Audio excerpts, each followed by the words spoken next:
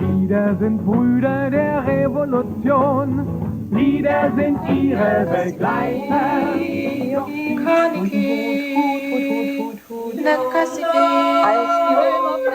I'm Hannah Judd. I'm Sydney Hutchinson. This is Playing the Archive, a podcast of Second World music.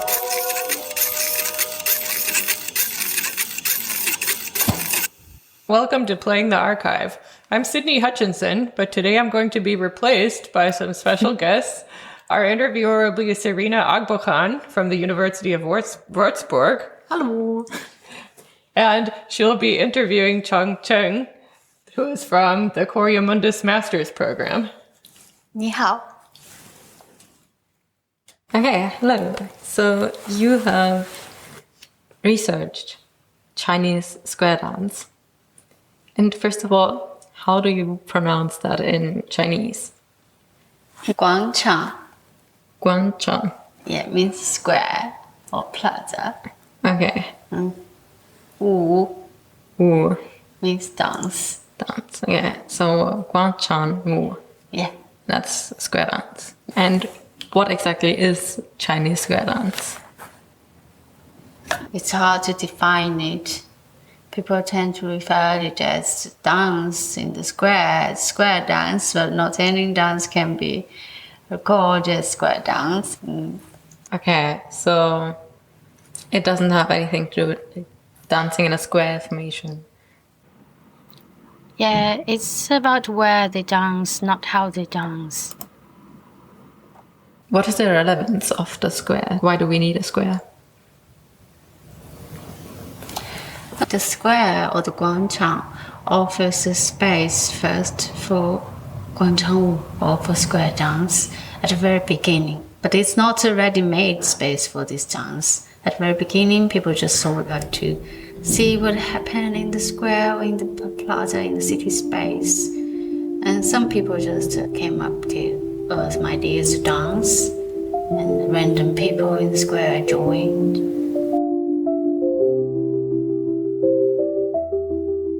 With time, this behavior has got a name called square dance.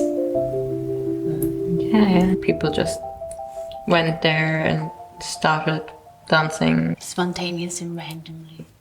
Yeah, the square also plays a community role in China. It's kind of a living room in the city center. It's surrounded by those residential areas, and people basically know each other. Once you say which area you're from, they tend to know a family name. Okay, so it's a very communal practice and people know each other. Very much a community thing. In Chinese, 社区 community is a new term. We tend to use it as a location or something. Same as the concept of community dance, it's also different. So, would you have a different term that you would use, this sense of community, that you would say is maybe more applicable in China? I would say minority group dance or Guang Chang square dance. I think it's basically the counterpart of community dance in China. A lot of Chinese scholars, especially dance scholars, would like to introduce community dance into China instead of to research square dance and to find out our own community dance in Chinese discourse. What would you say are differences between square dance and community dance? Community dance, especially in the UK, in general, they tend to work with professional dance artists together. In China, in square dance, they've got their own facilitator, not professionally trained. In the UK, they work with very professional theatre dancers. And some creative production tend to be the goal. But also, the process is more important than the final production. Okay. There's something similar to square dance. In Oslo, you can see the clapping dance was really creative, But actually, that was based on practical use, like everyone can join in a limited public space. So it wasn't just for trying to be creative. It's not their purpose. They just want to dance for fun. But also community dance, it draws a lot of attention from the society or the dance scholarship, even though it's still difficult because community is also really hard to define. Like there were 94 different concepts of community. But a lot of people argued as community as locality, as social structure, sentiment. No one has argued square or someone already started that. I haven't found that in square dance as locality or social structure, things like that. But I've seen so many articles about community dance. Okay. So square dance seems to be really informal and more about just dancing together and not the results, more about just doing it. Yeah, to dance first. That's the purpose. That's because first for Guang Chang or square is a symbol of shifting political power from Puyi to the first president Mao Zedong. He said that he hoped that the square could allow more than 100 million people. That's a lot. The more, the better. And also, square dance wasn't designed for this space. The space offered a chance for square dance. The square dance is massive. A lot of people take part in, so it aligned with collectivism ideology. It's massive, and they tend to dress in red. But also, over time, the dance practice looks positive, civilized enough, dancing at this social distance, So they're also picked up or claimed by the national narrative of the mainstream policy or narratives. That's also influenced the square dance participants. Gradually, they also construct their own movements, like we're doing something right, we have to contribute a healthy image. I think some of them have the collective life in the last century in China. Those women, some of women have that experience, so want to do something similar to represent this life again.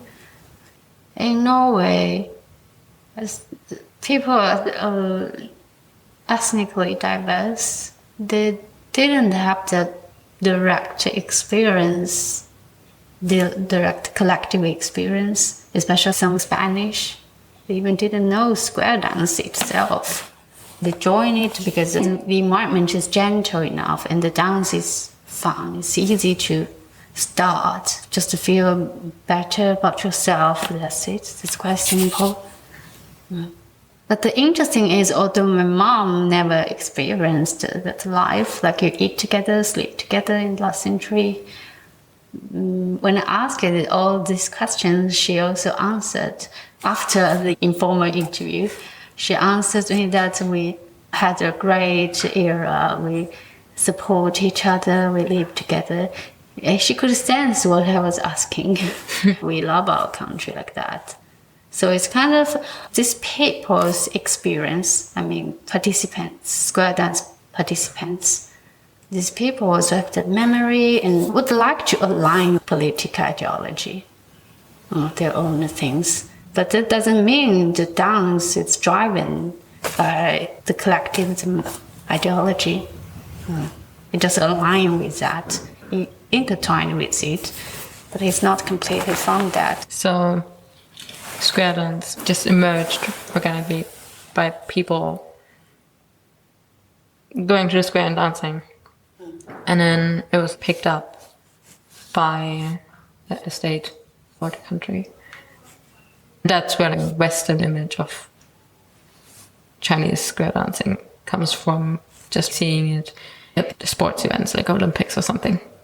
And okay, this is very synchronized. It looks very strict, but in less formal spaces and situations, it's a lot more free and flexible.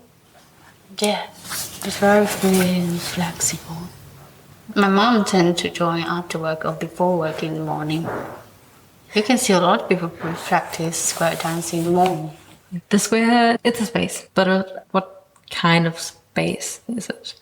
I suppose that a square in Norway will look different than it does in China. I also know that Norway tends to get very cold.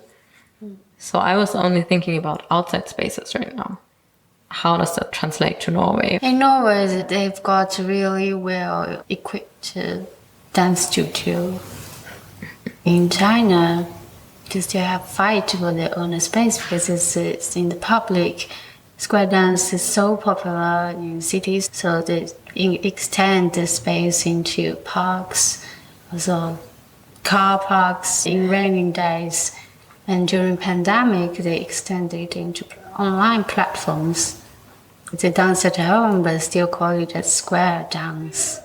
So they create their own space for this dance nowadays. Okay, so might be a public space or maybe even an imagined space when you say online. You all do it together still, but you're not even in one actual physical space. Not co-present, but yes. people still call it a square dance.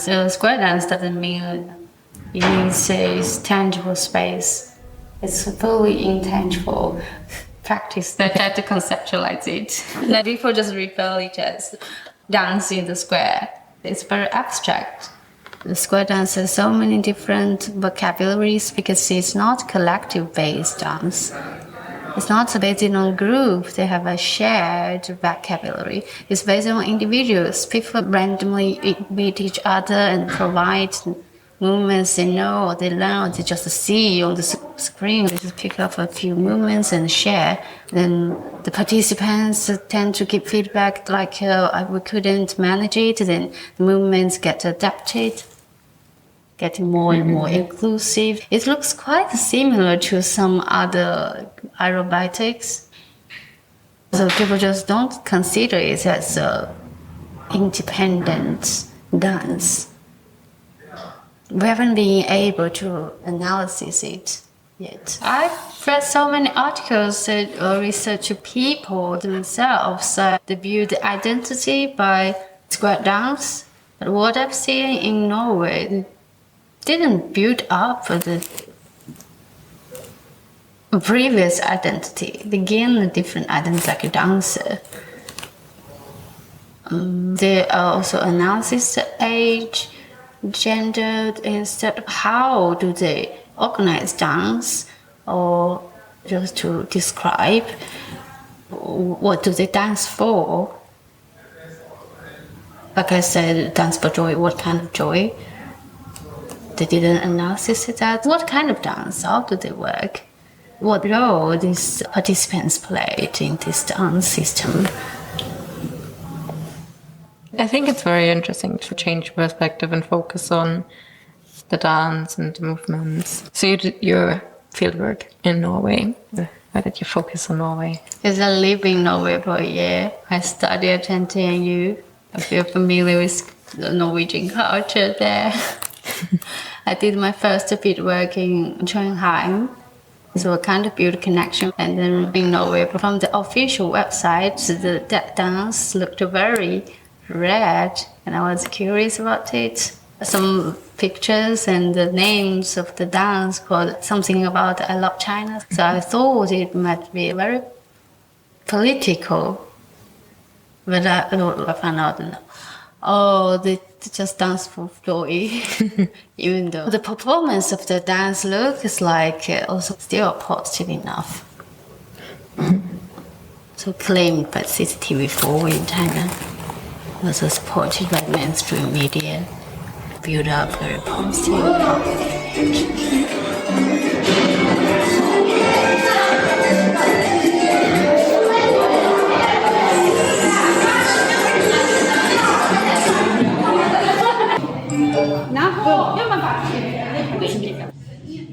never danced square dance before. Most of them, they tried some Norwegian dance, they tried Latin dance before, but they didn't know square dance. Square dance designed for everyone. It's supposed for everyone. It's like, it's a public space. Everyone can join, even when you take it to a different space. So gradually, I was just simply driving. How do I think about it as a dancer? How do I view it as a dance? I mean, not just a people's practice, not just a social phenomena, or not put it under those grand narratives, national or identity things. It sounds great, but actually I still couldn't answer about it, so I used my whole dissertation to answer it based on my field work. I made my own concepts, 2 concepts. So the first one I mentioned, like the space embodied choreography, and the second one is individual-based practice to interpret the hybridity of the square dance. I examined the dance purpose, context, and the leadership from what I've learned about the theories from community dance. But I didn't treat square dance as same as the community dance in the UK. I just compared them. And also I found it's quite similar, both are marginalized. But the situation is changing in the UK. Okay. You analyzed community dance in the UK and square dance in Norway. Can you explain them a bit more? The 2 concepts. Individual-based. I made it because I think we should notice the significance of individuals. It's people's dance. People is a serious term in China. We have a slogan, first president, like serves for the people. You can see that everywhere, including all the squares, all the plazas in China. Then the people also means all square dance people. It ignores the individual significance. It's still created by different individuals who have different bodily experience. Square dance is changing, evolving. Never stop, I would think, because of individuals. This is a co-creative dance between lead dancers and the participant followers.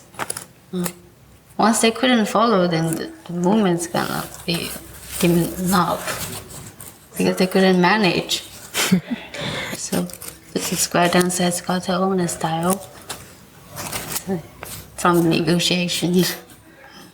That's really nice. Really adapting and very flexible. So what's the difference in Norway and in China between how square dance looks or how it feels, how people do it?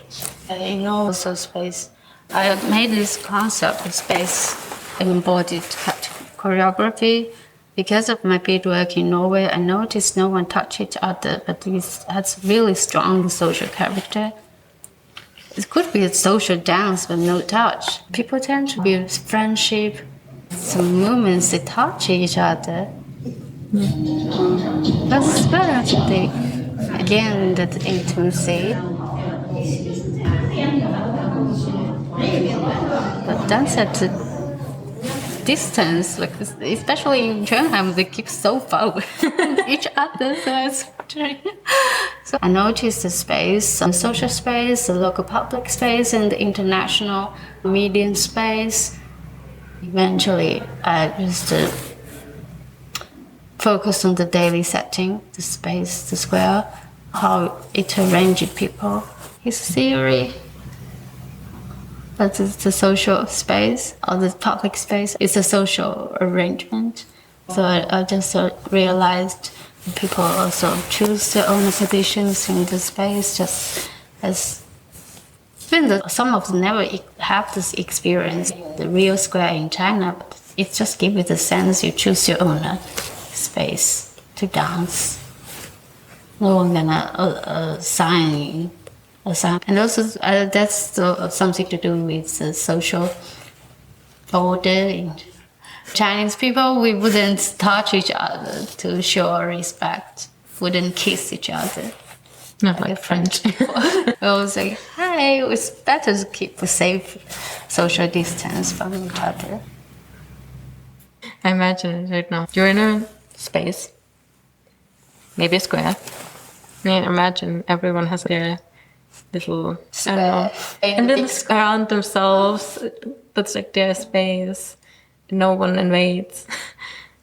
You don't always have to be very close to do something together and to share something. You don't have to share close space, share a feeling or an identity. The same square dance, you can join and leave during week dance.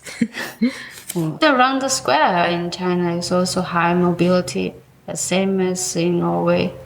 Okay, around 2 or 3 months I did my field work there, and every time I saw different faces.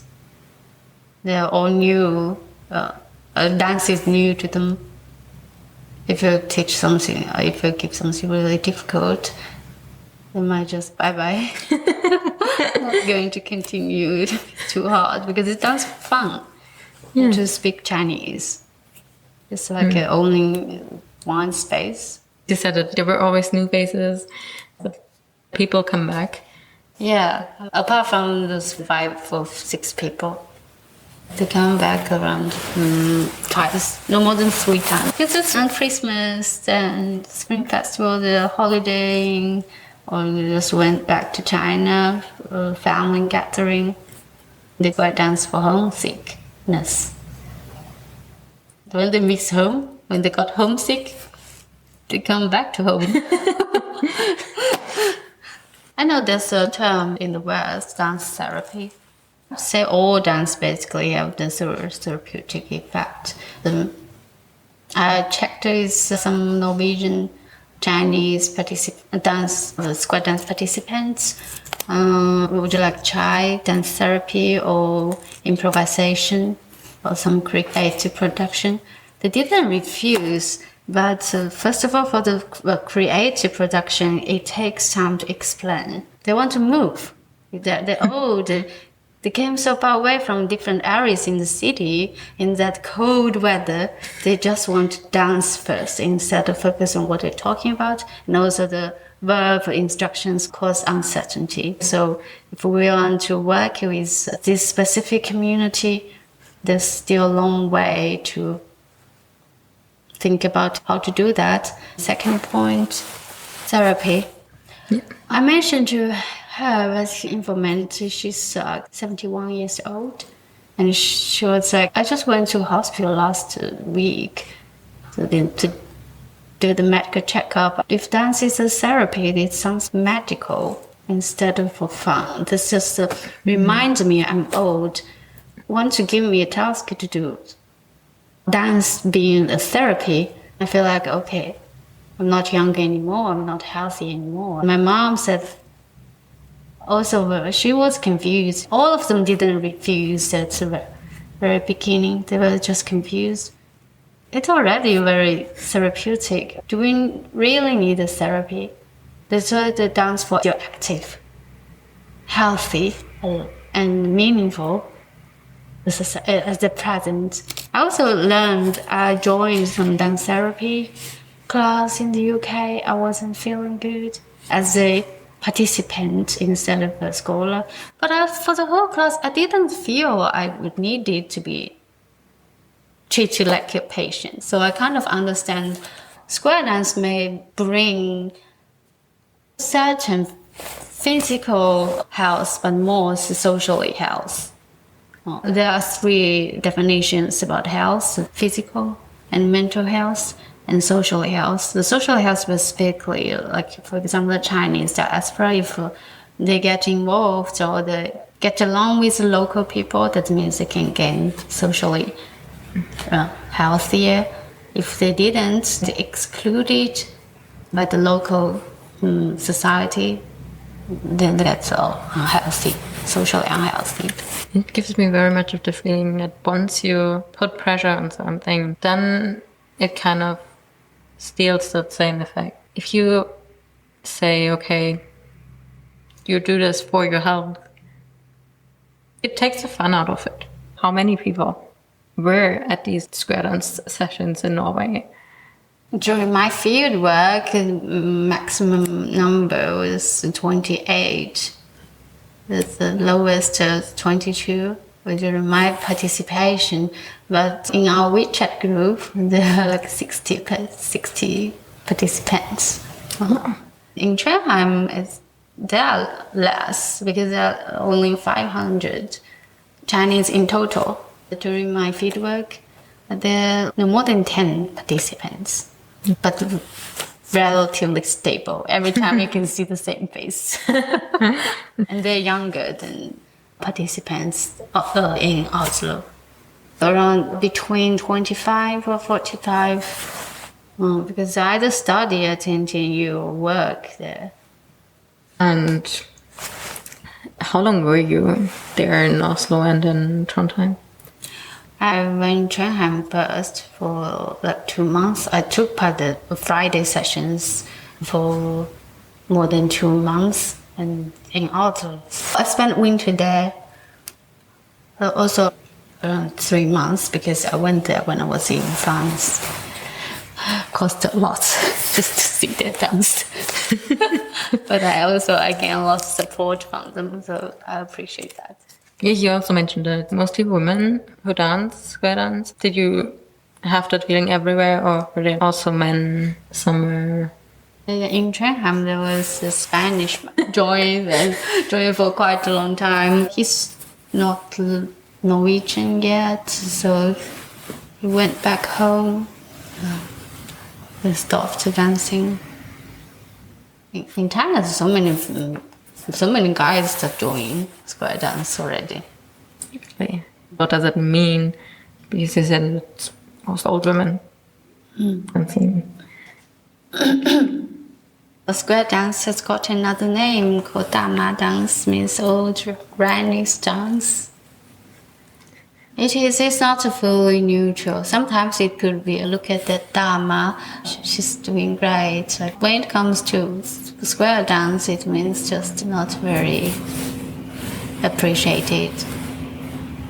It means unskilled. With dance, you always, the prettier the better, actually, in China, at least.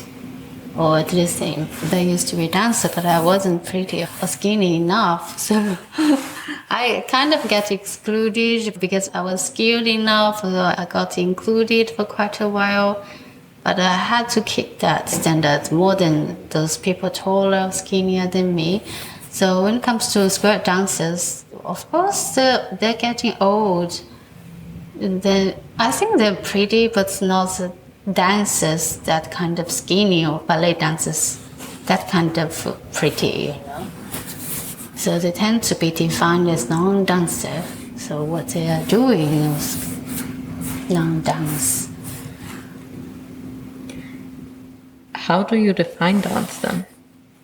Unable to define dance, but from my field work, from my current studies, I would say at least dance is not a privilege. Okay. Dance is not a privilege. Everyone can do it. Everyone can do dance. And also square dance is quite new. We are unable to define it, that's why. I think that's like the beauty of it, like saying, hey, everyone can join, everyone can be here, dance with us, be part of this. It should just come together. But as you just said, you are a dancer yourself, and now you've also been a researcher in this field. What's your experience as this kind of person who has these 2 or more perspectives? My positions dynamically changed. All my experience is a square dance in Norway. From a dance elite, I would admit that, yes. I was so proud of my professional dance identity, and I exclude other dance. But then I realized that they actually dance more than me in Norway. They dance more often than me. So I self-doubt What's the meaning of my dance? Even I think they're real dance because they move every day. They're living dance, you know. They know the language. They know what they want to express by their body. I didn't know mine. I just do ballet things, codified techniques. So because of them, I start to explore my body. I dance a lot in my bedroom in London. They gradually change in my mind. I tried to control them, failed, and I tried to be a facilitator and also failed because I didn't have the social charm. Maybe it takes time to be a square dance facilitator. Then I realized we can coexist. When I was a kid, I also danced in the square. I was too shy, so encouraged me to dance in the public. And then next to me, the square dancers dancing, we were doing the same. We were just dancing. So gradually, I realized how important square dance it is. By this changing perspective, multiple perspectives, we grown up together. Or me, I grown up. I realized I couldn't define, although I tried to conceptualize it, I couldn't define it because it needs more research and studies to find a way to research it instead of to give it the square dance up. Nowadays, more than 1 billion people doing it all over the world. It's biggest community dance. Community, thank you for being here and telling us all about it. It's very interesting. Thank you. Playing the Archive is part of the Second World Music Project, led by Dr. Sydney Hutchinson and housed at the Institute for Musicology and Media Studies at Humboldt University, Berlin. The project is funded by the Deutsche Forschungsgemeinschaft, and the podcast is produced with the support of the Media Department of Berlin's Ethnological Museum and Museum for Asian Art. In this episode, you heard excerpts from Chang Cheng's field recordings made in Norway and a bit of To Look Within by the Orient Vibes, copyright-free music selected by Chang. That's all for now, but not forever. Thanks for joining us.